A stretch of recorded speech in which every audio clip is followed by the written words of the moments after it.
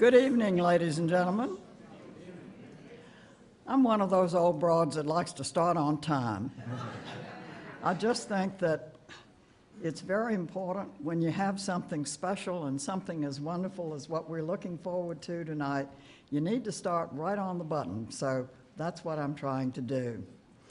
We are very, very fortunate tonight, I think, anyway, and I think by the end of the evening, you're going to say, you are right, old lady. You're very good about telling that.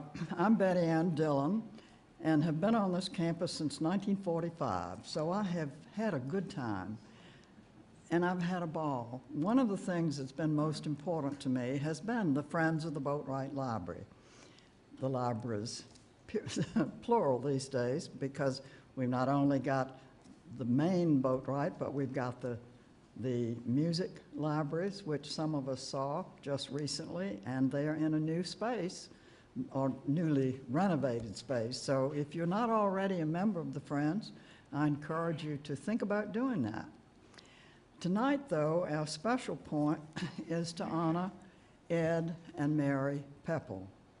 The Pepples were very important folks here in town, and particularly here at the library and at the University of Richmond. Most of you, I hope, got this as you came in.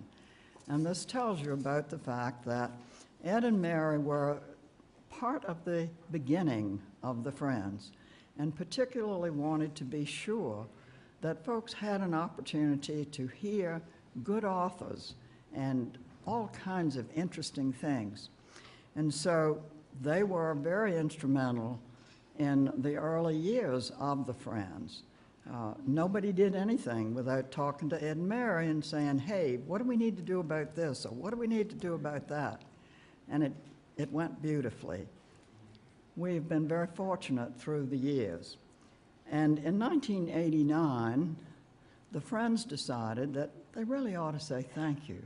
And so we decided that at that point we would endow a lectureship in their honor. And so tonight we're having the 30th anniversary lecture honoring Mary and Ed Pepple, for which we are very grateful. We're very fortunate to have two of their sons and some of their family here tonight.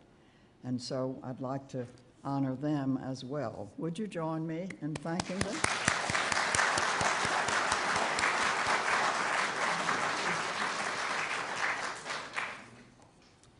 Now, the really fun part of the evening is our speaker, and I know you are looking forward to it as much as I am. You can see the topic here. Dr. Bryan, I got to know when I started doing gardening work, and one of the fun things that I've done is weeding in the garden at Virginia House. If you've been to the Historical Society parties there, you know what a beautiful garden that is. And so that was one thing that I decided I really wanted to get a shot at, and in that process, I met Charlie Bryan. He's a good friend, and he has been a very good friend to Richmond. We're fortunate that he decided to come to Richmond and become the president and the CEO of the Virginia Historical Society, which lately has changed its name to something else, but as far as I'm concerned, it's still the Historical Society. But in any case, Charlie came and did a marvelous thing there. He was the president and the CEO from 1988 until 2008. Most of you probably do know that in that period of time, he developed the Historical Society into one of the very best, if not the best, state historical societies in the whole country. So that's something that we should say thank you to Charlie for.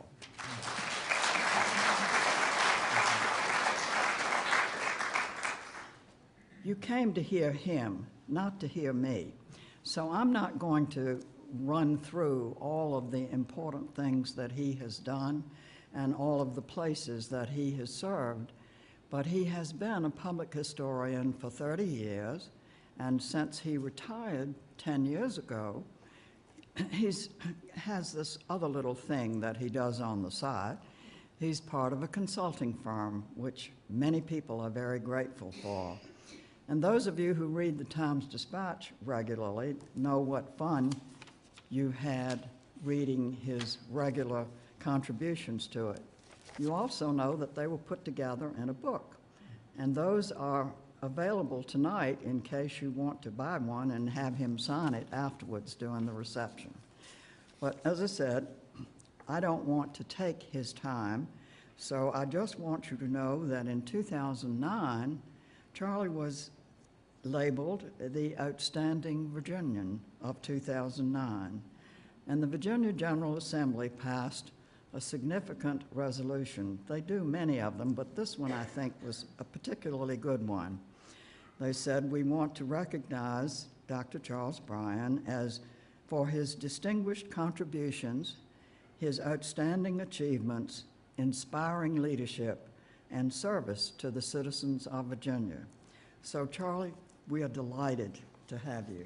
Thank you, Betty Ann. Okay. Can I give you that one? Sure. Let's give a round of applause to one of the most remarkable women we've ever known. Every city and community in this country needs a Betty Ann Dillon, and we really admire you for all that you've done, and thank you, Betty Ann, for that wonderful introduction. And members of the Pepple family, I'm deeply honored to be the 30th annual speaker.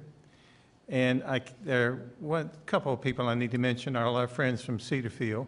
Cami and I moved out to Cedarfield last week, and we had a bus full coming tonight, so I appreciate your coming.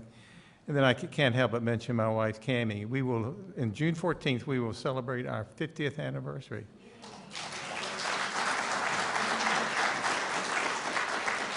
And as I say, it's not long enough. All right, let me turn something. Now, as I turn this on, the reason I'm sitting up here tonight, I'm down in my back. You know what that is. To move, it hurts, so I'm going to sit for much of this lecture, which is not like me. I usually walk around, but I'll do the best I can. But we're going to talk about fake history, the what-ifs of history. And let me read you something here before I see if you recognize this. For want of a nail, the shoe was lost. For want of a shoe, the horse was lost. For want of a horse, the rider was lost. For want of a rider, the message was lost. And for the want of a battle, a kingdom was lost, and all went to want, and all for the want of a horseshoe nail. The point is that sometimes little things can turn into big things, and that's one of the points I want to make tonight. But let's start here. Now, I want you to imagine it's the end of June of 1863, and fear was spreading among the farms and small towns of south central Pennsylvania. What had started as a rumor had turned into stark reality. There we go. The mighty army of Northern Virginia, under the command of General Robert E. Lee, had crossed into Pennsylvania. And these men were confiscating foodstuff, livestock, stored grains, and anything else that was scarce back at home in Virginia. Indeed, Lee's army had invaded the North for three basic reasons. First, to spare the population of Virginia from the ravages of war. And it's hard to believe, but the territory between Richmond and Washington, those 90 miles, were the bloodiest and most heavily fought over in the Western Hemisphere. There was nothing comparable to it.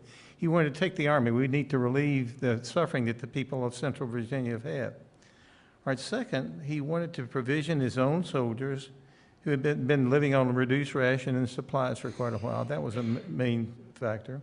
And finally, to defeat the opposing army on its own soil could possibly lead to recognition from another country. That was a prime motivation. Word also had it that the Confederates were sweeping the countryside for anyone who was black.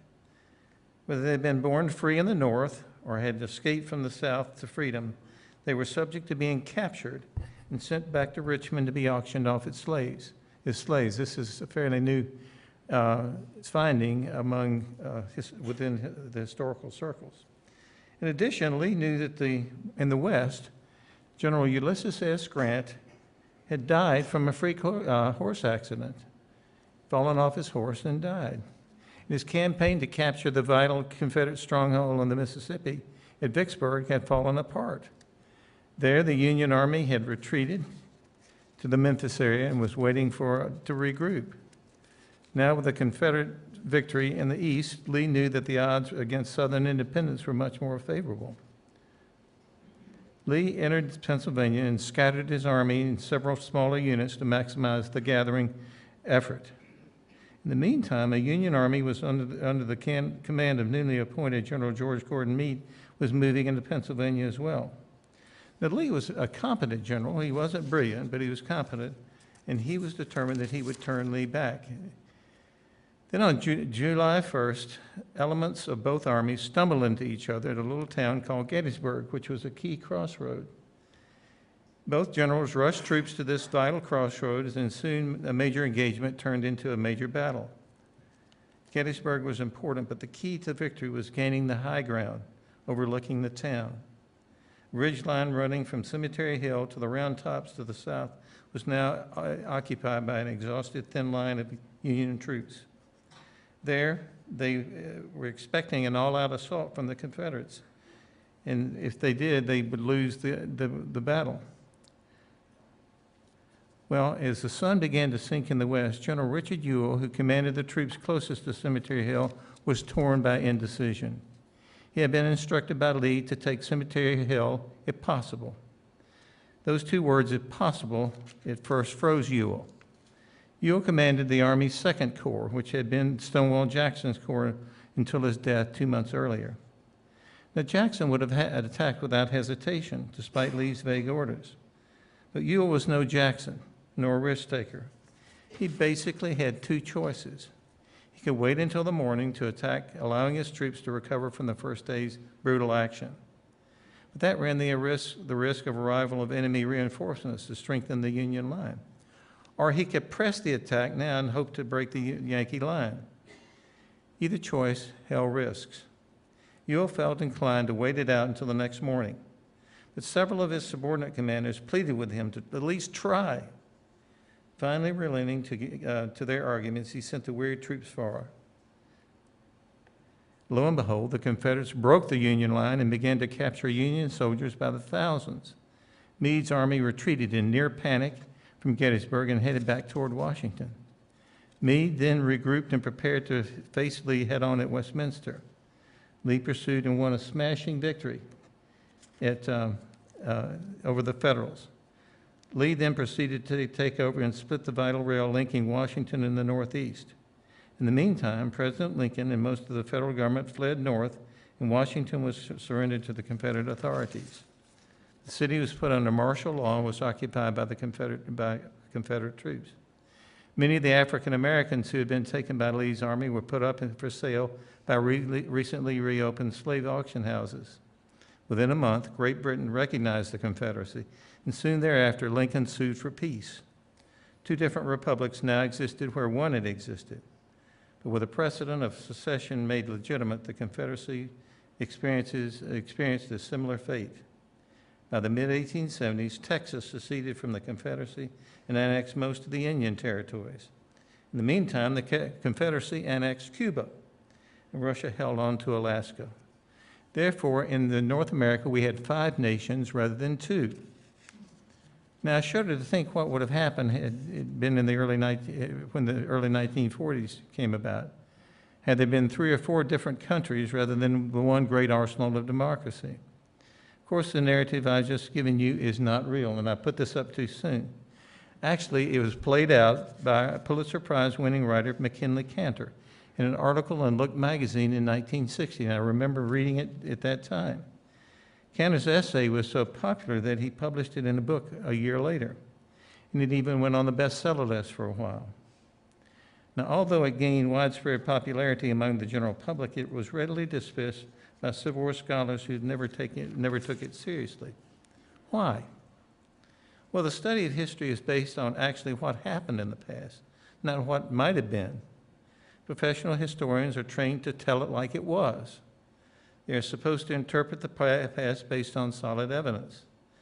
And we were taught in graduate school that we are on shaky grounds trying to guess what might have happened rather than what did happen. We're also on shaky ground when we try to predict the future. Yet some teachers have long used the device to stimulate critical thinking and lively discussion among their students. And the technique is called counterfactual history or alternative history. It runs counter to what actually happened. It turns real events or circumstances upside down. Of course, the past cannot be changed. But there was a time when the past was the present. And the future at that time was as fog-shrouded as it is today, filled with speculation. Several paths always lay open. Each one leads to the unknown. This speculation about alternative realities can apply to each of us individually. Let's see. For several years, I've worked on a project I call Turning Points. And of course, we're familiar with turning points in history, like the attack on Pearl Harbor or Caesar crossing the Rubicon. But each of us individually have our own personal profound turning points. To qualify for a turning point, it must be something that, had it not happened, your life would have been very and profoundly different.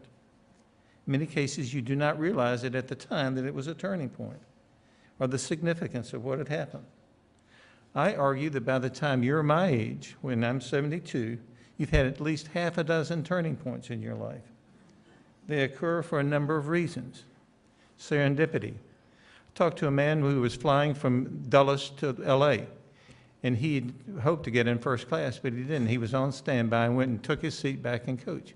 And just before the doors of the plane were closed, a flight attendant came up and said, "Sir, we've got a seat in first class for you." So he immediately got up and went up there and sat next to a woman.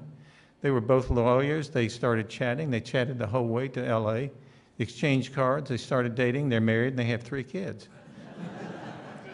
True story. And it's just by stroke of luck that happened. Or it can be an epiphany. Paul McCarthy said, John Lennon said that he dreamed the lyrics to "I Want to Hold Your Hand," got up and wrote it out and went back to bed. And that, in a sense, is an epiphany. But the one most interesting story I heard came from Ross Perot. I interviewed Mr. Perot. At that time, he had obviously established himself. But one of his first jobs was working for IBM. And he was getting terribly frustrated and bored because he was so successful. He was in the sales department, and he would set his yearly goal, which was always very high, and he would reach it by February, and he would be twiddling his thumbs for the rest of the year. Well, he went to get a haircut, and he sat down, and next to him there was a Reader's Digest, that great literary magazine. And there was an article on Henry David Thoreau. And he read this: "Most men live lives of quiet desperation and die with their song still in them." He said it was like a thunderbolt. That's me. I'm a man leading a life of quiet desperation. And he went home and told his wife, "I'm quitting my job." She said, "You're doing what?" He said, "You're crazy." Of course, that's one of his favorite songs, "Crazy." And he did quit. He formed his own company, EDS, Electronic Data Systems, and he went on to great fame and fortune. Some turning points are caused by setbacks, and that can be a death of a friend or a loved one, a divorce, being fired from a job, being diagnosed with a life-altering illness. My 2 bookend turning points are both setbacks. My father died when I was 8 years old. Had my father lived, he was a musician and composer, had a piece premiere at Carnegie Hall, merited an obituary in the New York Times. Had he lived, my life would have been entirely different. But I can't imagine that other life being better than the one I have. And 15 years ago, I was diagnosed with Parkinson's disease, and obviously that is a life-altering experience. But sometimes people can look back at a setback and say, that was the best thing that ever happened to me. I've heard that with people who've been fired from jobs or they went to something else. And at the time it seemed awful, but it turned out to be okay.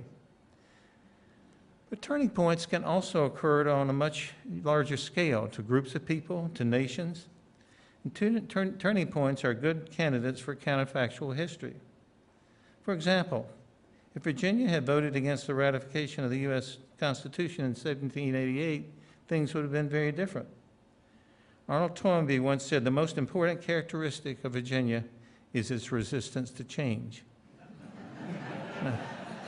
I'm a VMI alum, so. And there was considerable opposition in Virginia against the adoption of the new U.S. Constitution. The majority of the document had been authored by native son James Madison. Many Virginians, led by none other than Patrick Henry, denounced the Constitution. They argued that it gave too much power to the centralized government. In time, it would eventually overwhelm the independent authority of the states and their citizens. They were very concerned. Opponents of the Constitution appeared to have the upper hand, leading right up to the referendum. But when the advocates of the Constitution promised the Bill of Rights, opposition began to melt away. The Federalist Papers, authored by primarily by Alexander Hamilton, but also John Jay and James Madison, did much to sway public opinion in favor of ratification. Nevertheless, the final vote came down to a narrow margin of 89 for, 79 against. The Virginia vote was important because it swayed the delegates of the New Hampshire General Assembly to vote for the Constitution, and that outcome was crucial. As V. Dabney wrote in his monumental history of Virginia, quote, "A switch of half a dozen votes might have wrecked the Union with the incalculable consequences not only for the country but for the world as a whole." And I think he was absolutely right about that. As stated a few minutes ago, turning points occur on much larger scales, groups of people or to nations. Most turning points are good candidates for counterfactual history. Now, from a cursory examination I've made, it seems that a majority of counterfactuals I could find dealt with either the Civil War or World War II. For example, amateur historian Fred Ray, forgot that, by the way, that's, if you don't know. That's who's on the right, and then Jack. Amateur historian Fred Ray came up with several counterfactuals relating to the Civil War. Pardon me, I'm going to sit down if you don't mind. Ray has several scenarios in which the war is either shortened or with defeat or victory for the Confederacy. For example, in the spring of 1862, Union General George McClellan landed his large Army of the Potomac at the tip of the Virginia Peninsula at Hampton.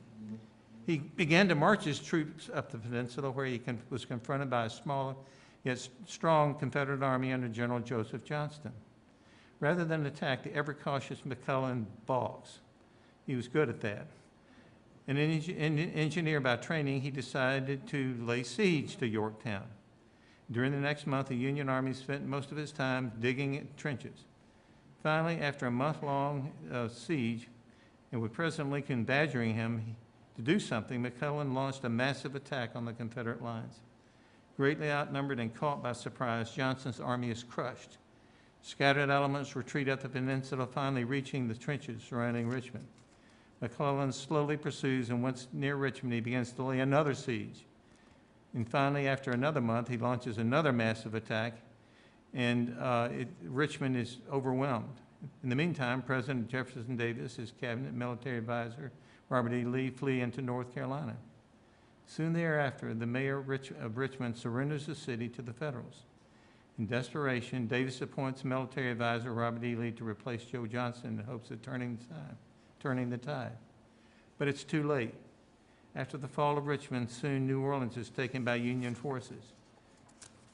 And seeing their dreams of independence coming to naught, Davis begins talk with representatives from the Lincoln government. Anxious to reunite the nation and to end the war, President Lincoln is able to persuade the Confederacy to give up with certain terms. Lincoln never issues the Emancipation Proclamation. Slavery is maintained and is not done away until the early 20th century. The returned states prevent passage of the 13th and 14th Amendments that would have granted freedom and civil rights to African Americans. So that is one example, the Confederacy losing in some ways but winning. And if you think about it, you weigh the consequences, how many hundreds of thousands of people, okay, is that better? Hundreds of thousands of people's lives would have been spared, but you would have had two nations instead of one. Professor Dennis Showalter in Harold Dutch's book, The Allies Had Fallen, contains 69 alternative scenarios of World War II. For example, what if the attempted assassination of Hitler in the summer of 1944 had succeeded? It was the sixth attempt on the assassination of Hitler. Would the war have ended sooner, saving millions of lives, had the new German leadership been able to negotiate an earlier peace? Would a new enemy have emerged in the form of the Soviet Union? Would we have gone to war immediately with them? Would World War II, another example is, would the war have ended had the atomic bomb been delayed a year or so? Historian Rich Frank, in his book Downfall, argues that the war would have lasted another year. He also endorses original wartime estimates of more than 1 million resulting deaths, 80% of which would have been Japanese. There are other examples I could share with you, but I want to give you one in greater depth. And it's not purely history. It also reveals the emergence of great nations. Note the word, the United States. United is significant. What I'm talking about is actually a geographic counterfactual, or more accurately, one relating to historical geography. In his latest book, published in 2015, British author Timothy Marshall argues that too little attention, is paid to geography and explaining the course of history. According to Marshall, no nation has benefited more from its geography than the United States. He says geography has determined that if a country could control the land from sea to shining sea, it would become a great power. In other words, geography plays a crucial role in making the United States the great nation that it has become over time. I want to give you a lesson in geography. The distinguished geographer Carl Sauer of the University of California at Berkeley used a counterfactual to prove a point. He would ask his first-year graduate students the following question, and it is this: what if the geography of the United States had been reversed? Here's the U.S. Now imagine it this way: what would have happened if it was reversed? In other words, how would history have been different if the land that makes up the United States was turned upside down or backwards? What if the East and West coasts were inverted along with everything else in between? If that were the case, let's create an imaginary expedition to explore report on this large landmass. In this case, let's say the explorers came from England in the mid-1600s. Let's also say they landed somewhere around the 35th parallel, which is where the current North Carolina and Virginia state lines are. All right, if they'd come to this area, they would have found a good place along this new coastline. Would have been very challenging. This is the new East. They would come ashore to a mild Mediterranean-like climate. If they then went south, they would have encountered a climate and soil highly suitable for the growth of various agricultural products, citrus, fruits, vegetables, and cotton. But if they would travel north to the inverted landmass, they would have shifted to a cool, temperate oceanic climate blessed with plenty of rainfall. A good climate for growing certain crops, fruits and vegetables, not to mention grapes for wine production. But for the entire West Coast, from north to south, there would be only one major water route inland. And we'll show that in a minute with looking at, I want to go back. Look at the rivers. What are rivers? They're sources of transportation. So there would have been only one major water route going into the east, into this new east. All right, they start heading inland, and they run into this. They go about 90 miles, and then they run into this. Several formidable mountain ranges from north to south, snow-covered.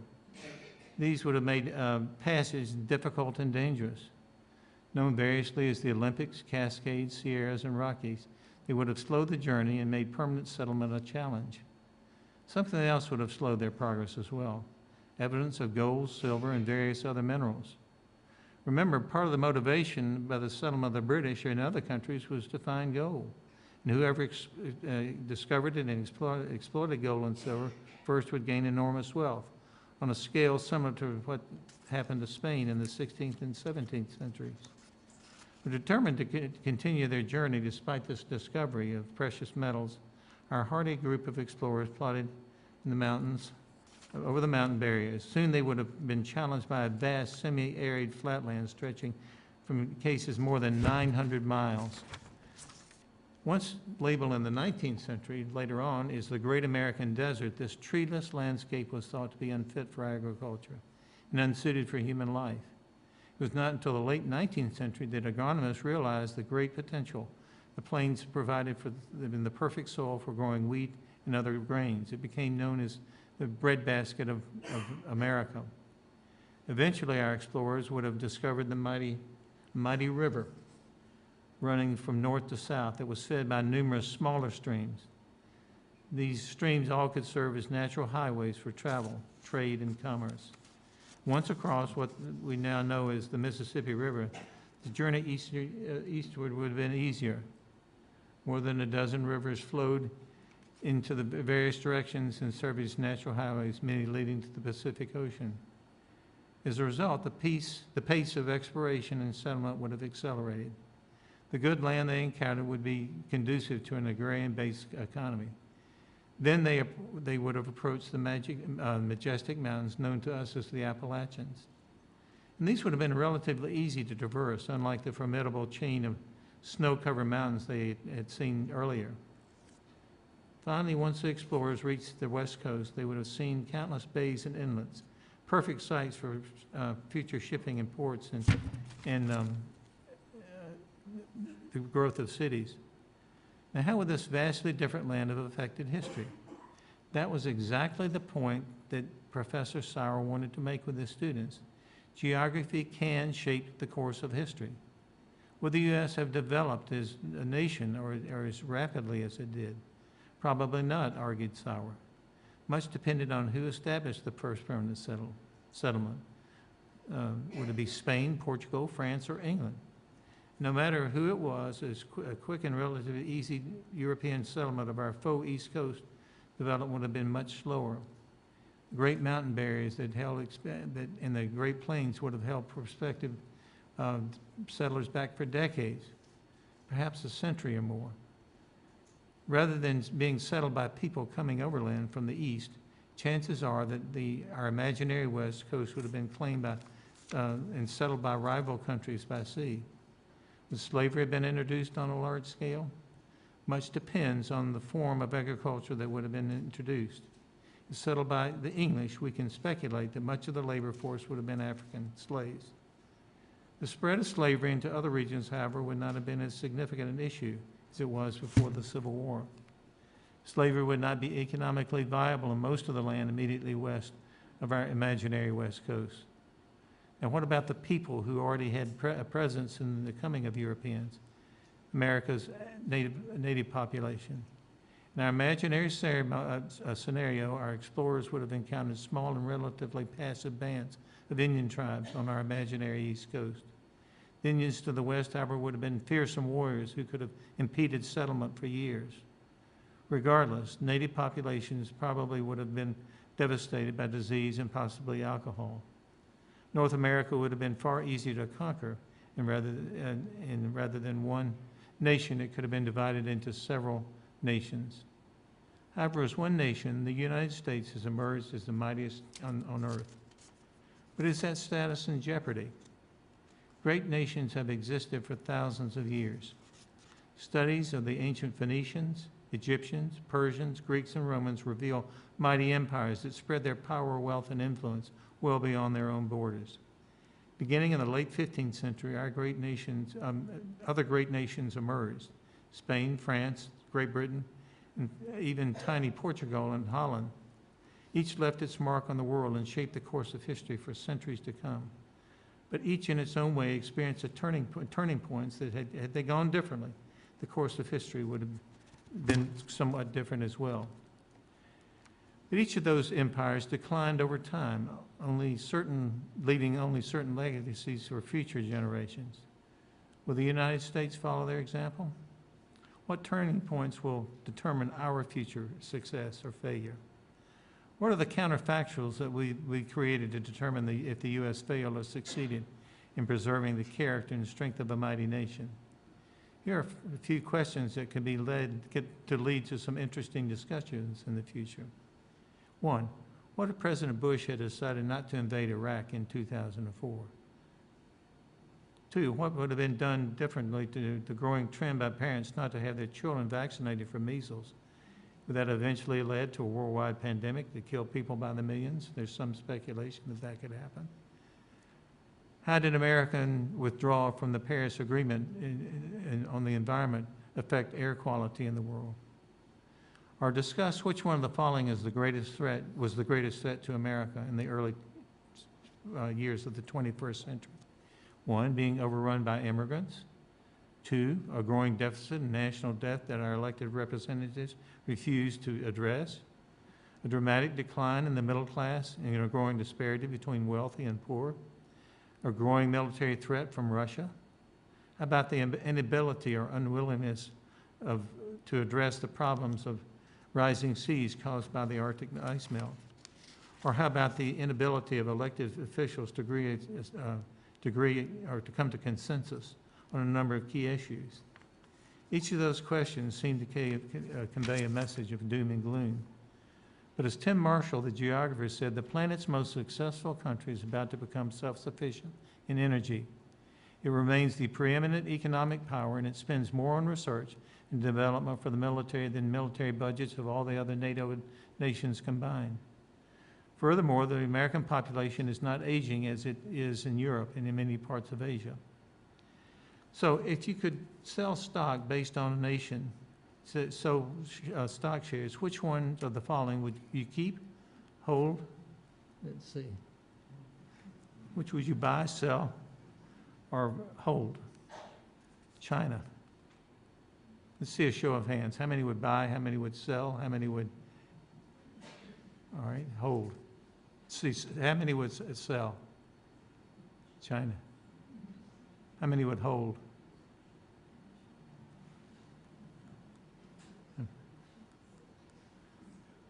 All right, I'll go on then. All right, let's see this. How many would buy Russia? No hand. How about India? In my case, I would keep and maybe buy some. How about Japan? I would keep and buy some. How about the European Union? How about the U.S.? I think despite the challenges facing this nation, it's still a blue chip stock, and we will, I hope, be for a long time. But to me, that is factual, not counterfactual. Well, I hope your imagination ran free tonight. Remember an old General Electric TV commercial, imagination is a wonderful thing? Well, remember, most of what I told you tonight never happened. And thank you. And thank you.